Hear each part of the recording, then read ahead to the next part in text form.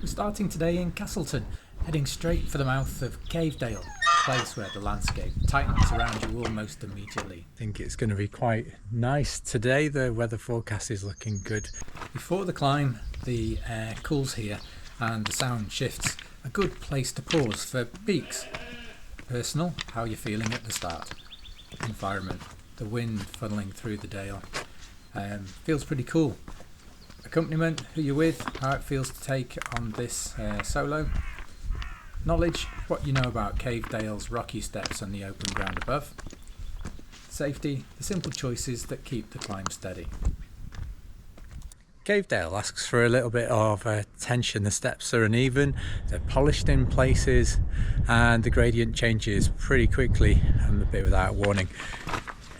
Imagine reaching a short section where the line isn't obvious. Firmer steps to the left, smoother ones, slippery rock to the right. It's a moment to slow down, look and choose the line that feels right for you today. I agree.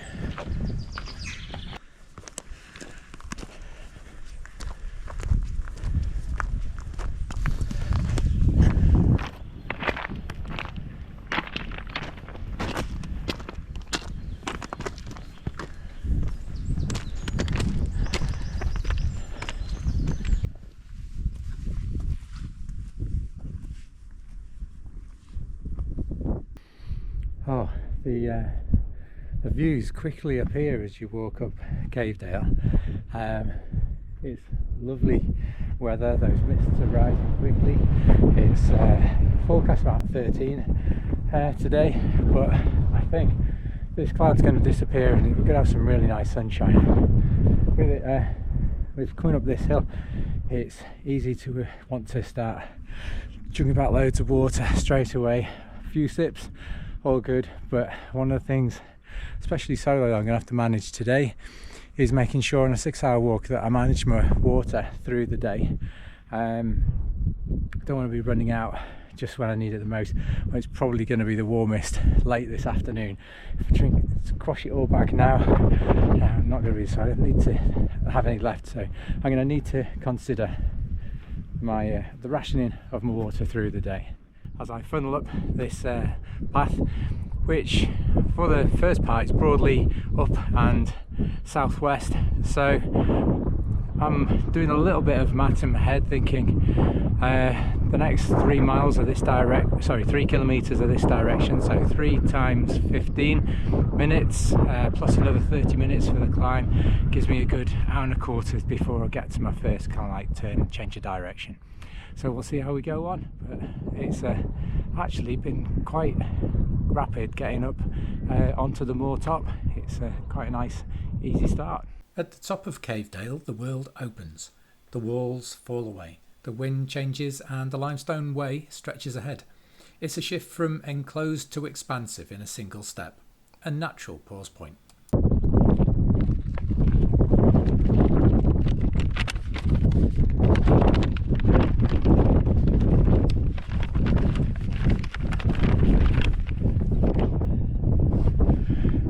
We've walked up from Castleton, we've walked up through the dale, walked along the Limestone way, and what I'm noticing is there's either a trig point or there's kind of like the start of a track that defines from the path.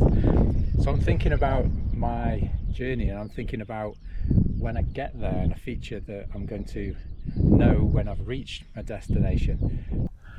Well, I just saw a track down to my right. I was thinking, was that it? But of course, having looked at the map before, I know that as I approach the top of this hill, I've got to go down about 80 metres first, so that can't be the track just yet. So I've got in my mind those little features to help me navigate along the way.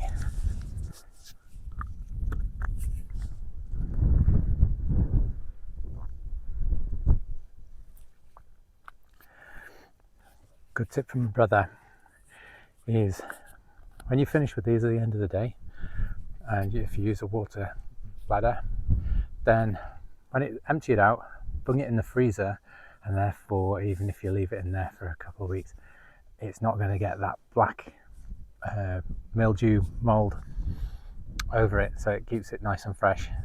And of course they're pretty flat, so they don't take any room up in your freezer. Good tip.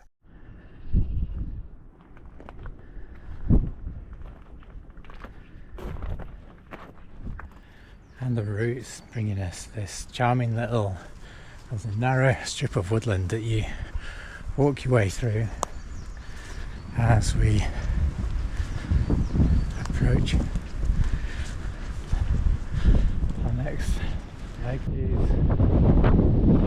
what we're climbing next, and right along Lord's Seat, laying across this nice sunny nice view. I think I'm going to have a little moment for take on board a little bit of snap. From the Limestone way, the route begins to rise again, steady pull towards Lord's Seat.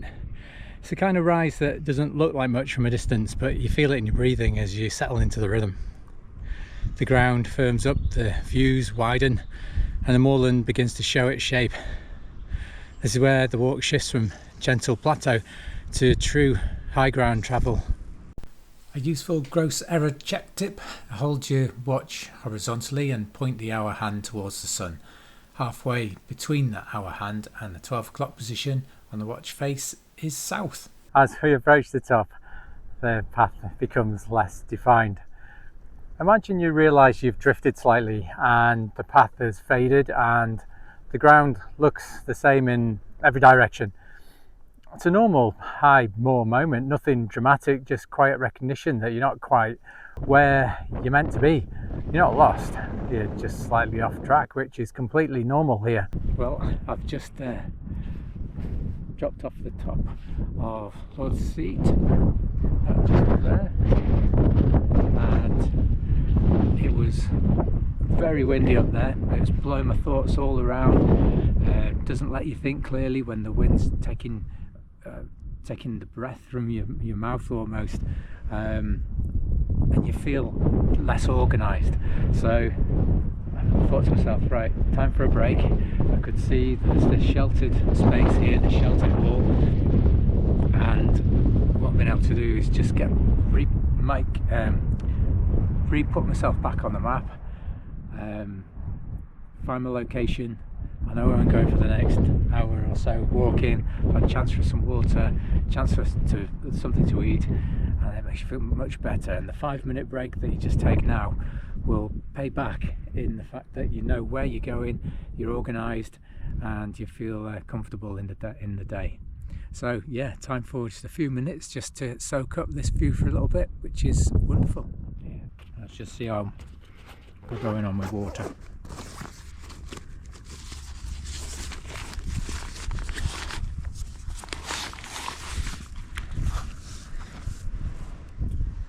That shows me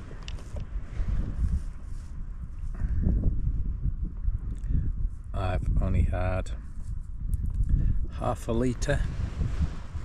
I don't know, half a litre. I've got loads left, so it's good just to every now and again have a look, see how much you've got.